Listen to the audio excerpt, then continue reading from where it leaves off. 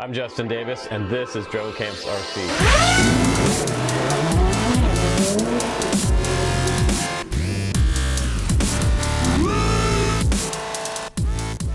Hey, what's up guys? Welcome back to my channel. Today I'm here in the Sprinter van and we're going to do a quick review for the new guys out there.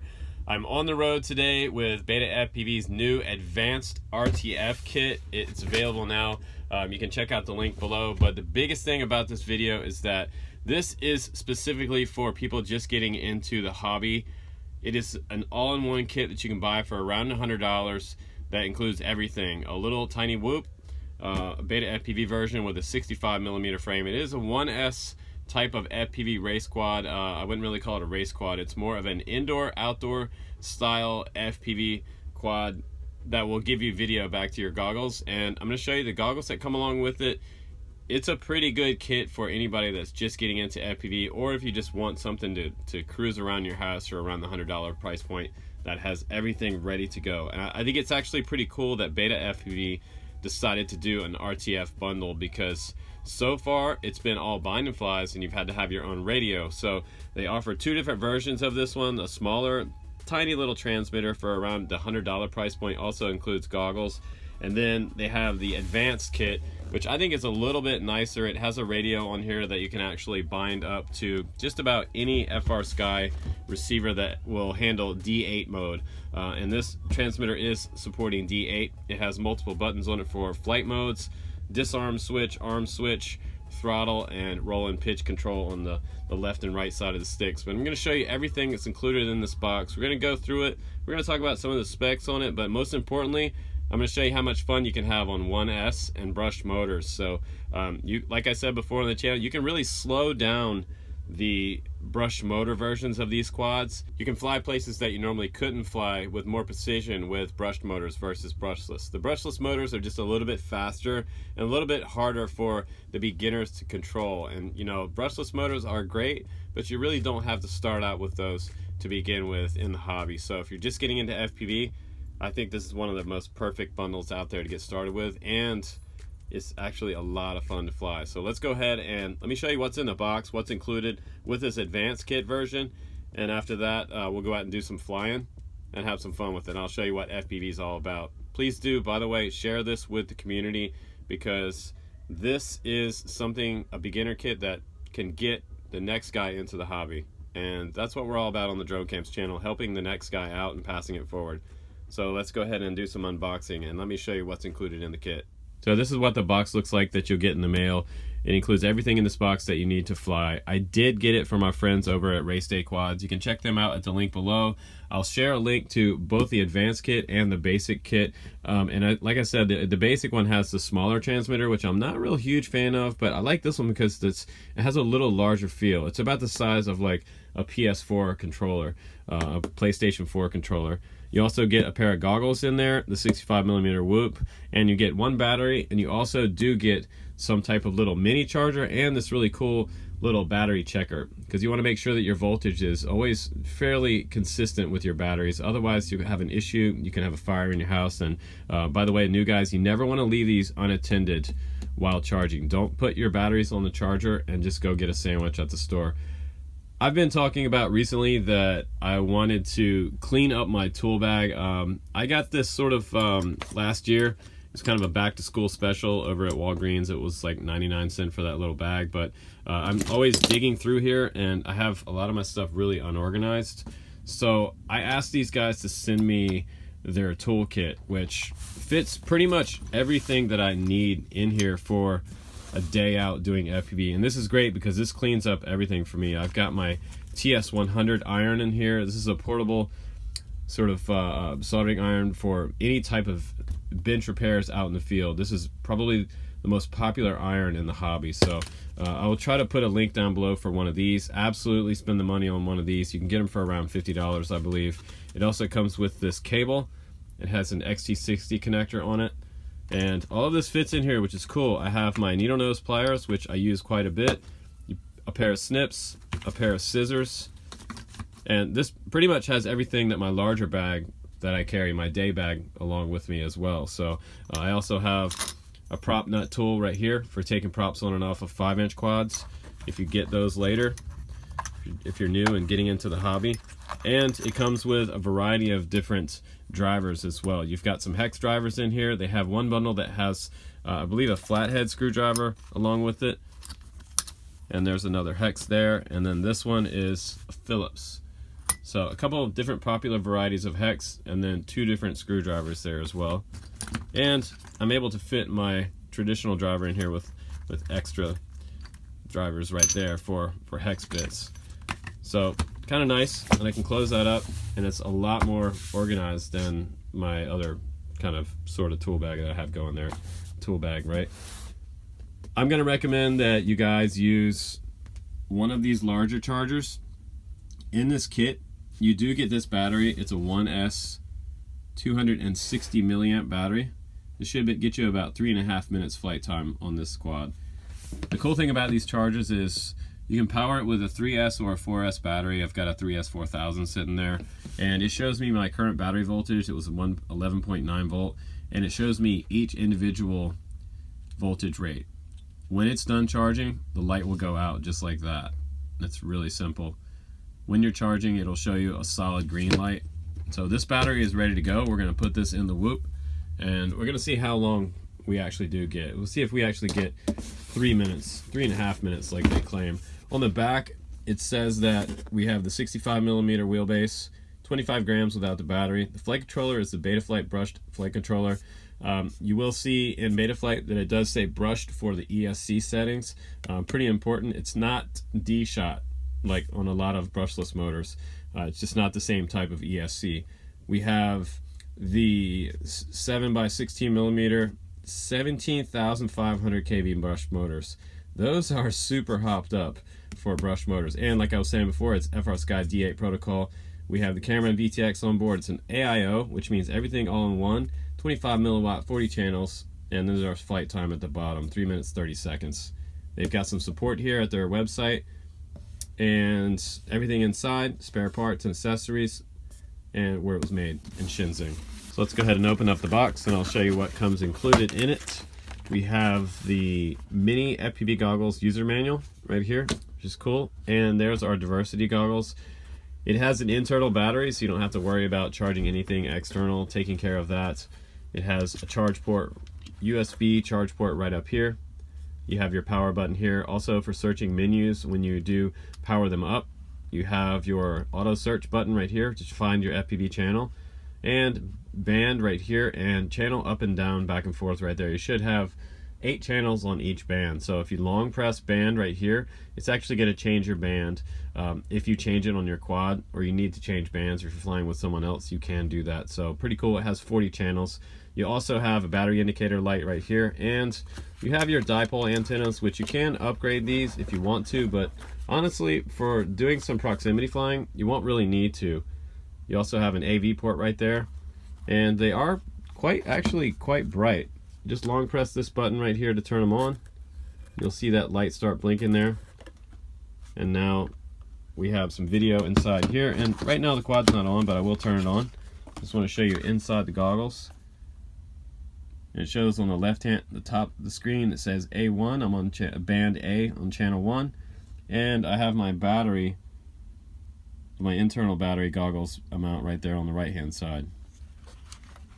So I'm going to set those there. I'm going to pull the quad out, show you the quad. This is that 65 millimeter frame with brushed motors, 25 milliwatt transmitter with a dipole coming out the back. You have that 2.0 style connector, so it's a larger connector than the 1.0, which is going to give you a little more power in the motors. Traditional BetaFPV canopy.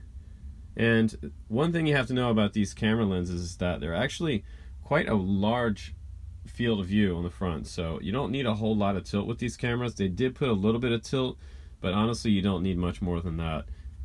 We've got these super tiny little 65 millimeter props, and I didn't see that they give us any extra props in the box, so I'll try to find a link for some props that'll fit this quad for you. What I really like about this quad is that it does have plug and play motors, and they're color coded. So the back one, I always tell all the new guys, right turn rear.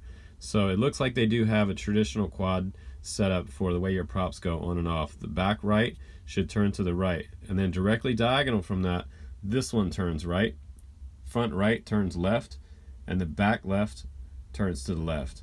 So that's the way that the props go on. Just in case yours come off and you get confused about how they go back on, just remember right turn rear, and that will help you get started putting all your props on, which is a really great way to remember that. Also, it has a little slot for your 1S battery.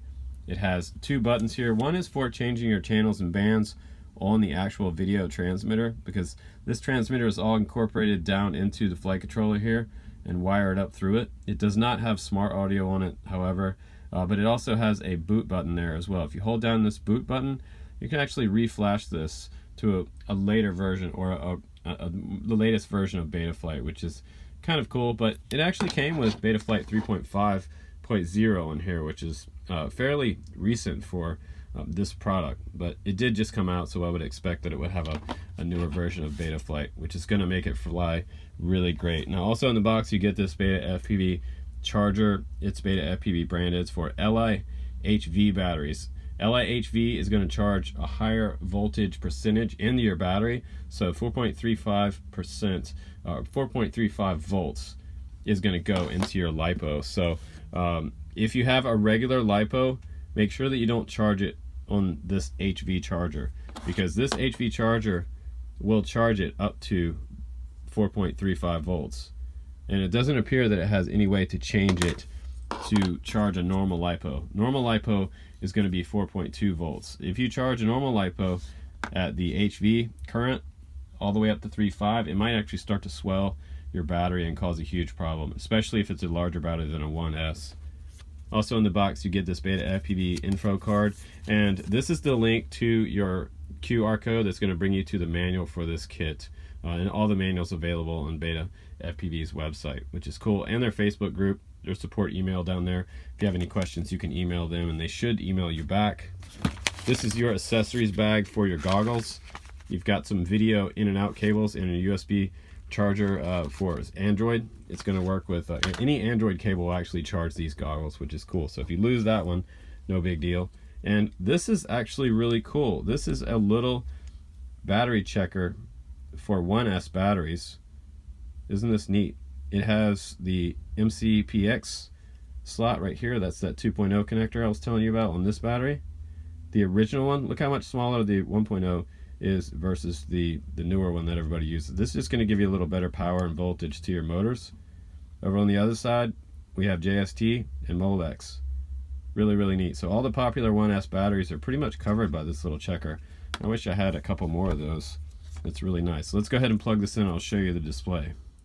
So once you plug it into the port, it should look like this, and this battery is ready to go. It is a little bit under voltage right now, and it may have been that when I charged it on the other charger, which is sitting over here, like I showed you before, that the setting on this charger may have been set to traditional LiPo, and it was 4.20. So that is your standard LiPo charge rate for individual cells, and I was telling you guys about that before, but we can also put it back on the charger so we actually get the actual flight time out of this battery, and I'm going to go ahead and do that before we go out and fly this battery. So to power everything on correctly, you need to turn on the on switch on the transmitter first, and then plug in your battery and let it sit there for about 5 to 10 seconds. Once you do that, you can start playing around with your switches.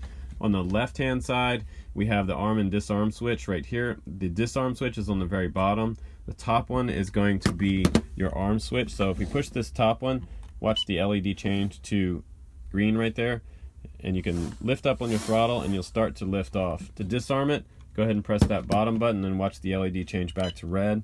Now it's disarmed, so you know it's disarmed. So your disarm and arm lights are on the left hand side, and your modes switch is on the right hand side right here. I don't believe this one does anything, but this one's set to your Betaflight aux channel. You have to go into Betaflight and check out what aux channel this actually is.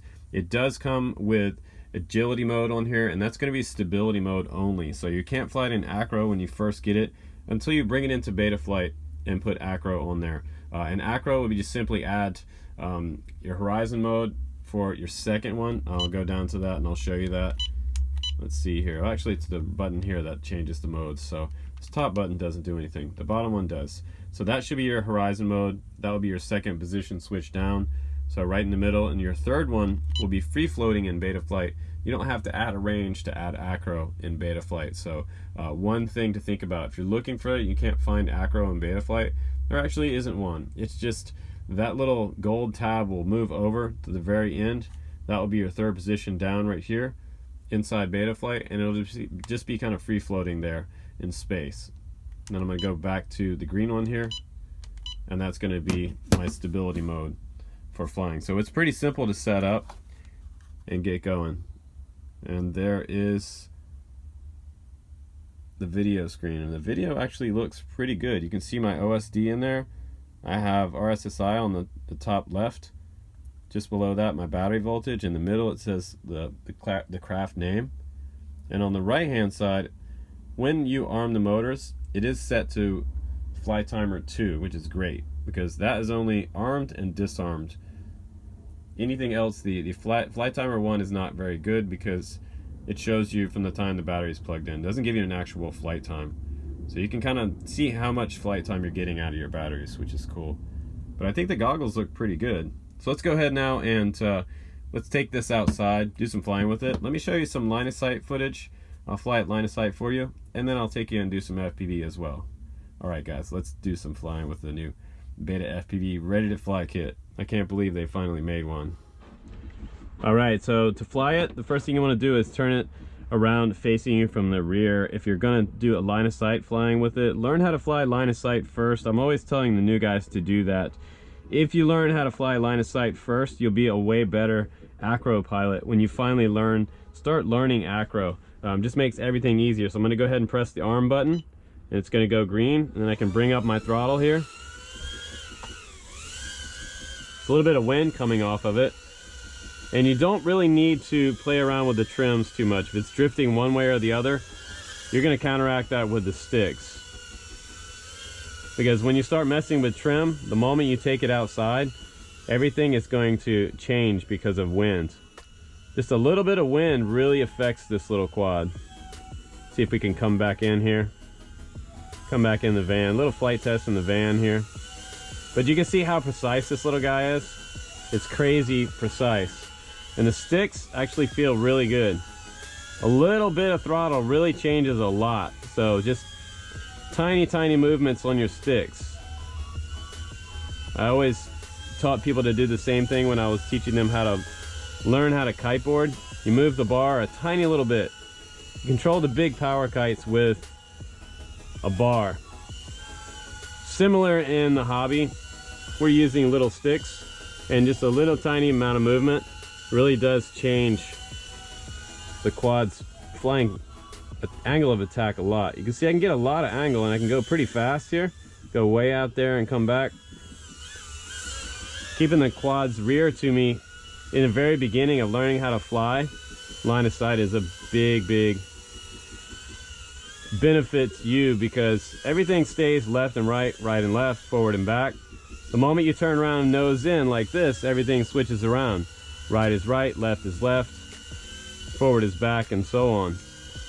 So learn how to fly nose in like this, and you'll be a pretty good pilot. That is a big challenge. Learning which direction makes the quad go which way when you're nose in. Practice that indoors in your house. Also practice your yaw. Your yaw is the horizontal rotational axis. Pretty cool, huh? So let's go ahead and land this little guy. We'll come in for a landing. Uh-oh. I landed in my daughter's seat next to me here. Let's try that landing again.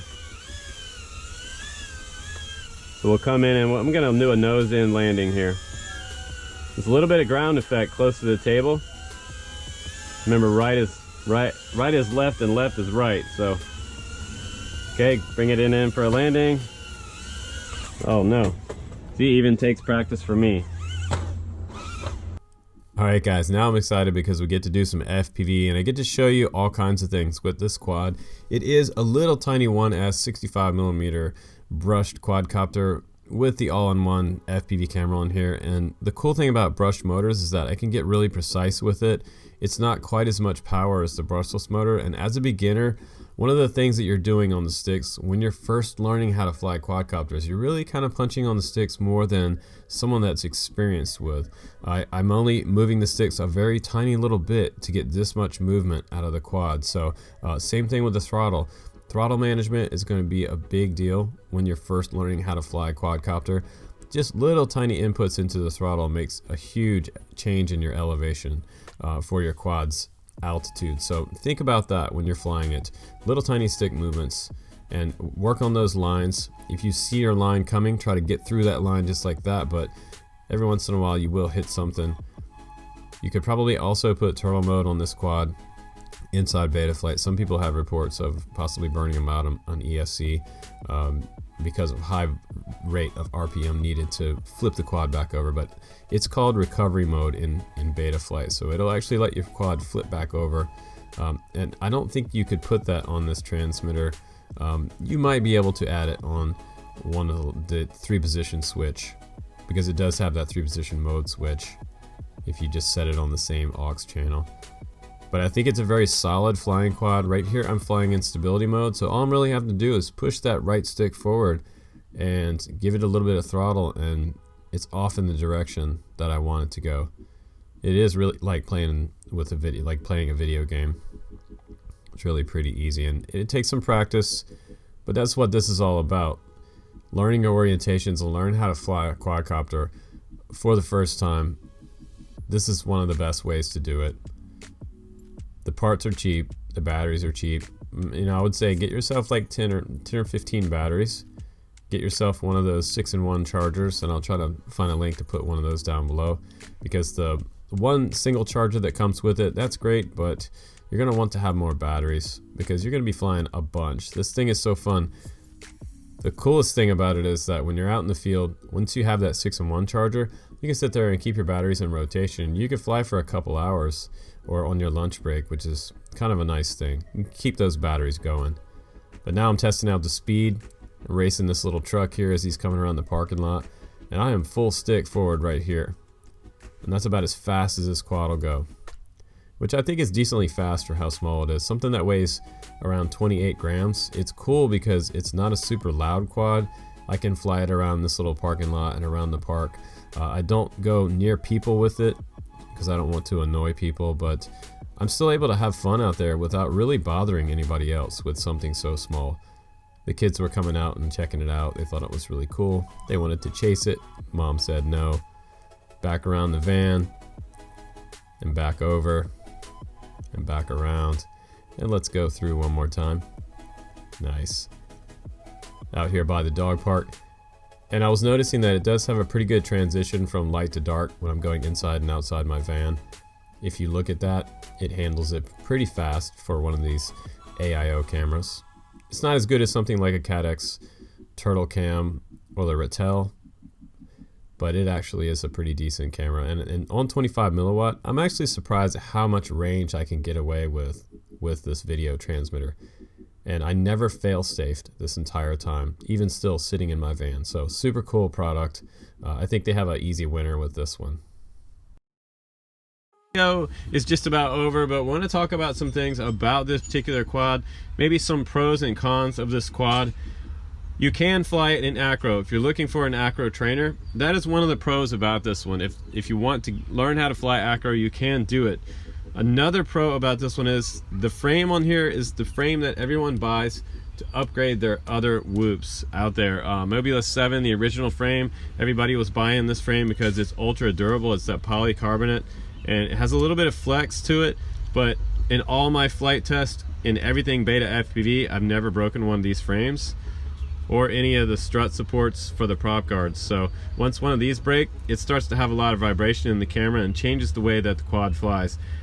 The next biggest pro about this quad is probably the range on it as well. The range, I mean, I was getting way out there, out in these fields, way out across the playground out here on the other side. Even flying in here with all this metal above me in the van, I didn't have a single failsafe, which is probably the most impressive thing about this particular quad.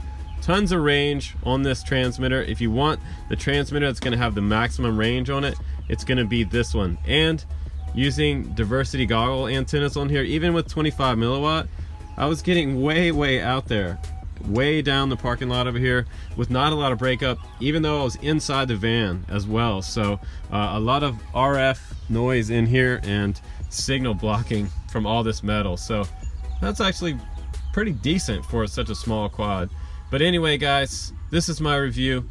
More pros than cons on this one. It's a great beginner kit, especially for the price, but it's definitely going to be one that I keep to fly around the house and just on road trips and for some fun.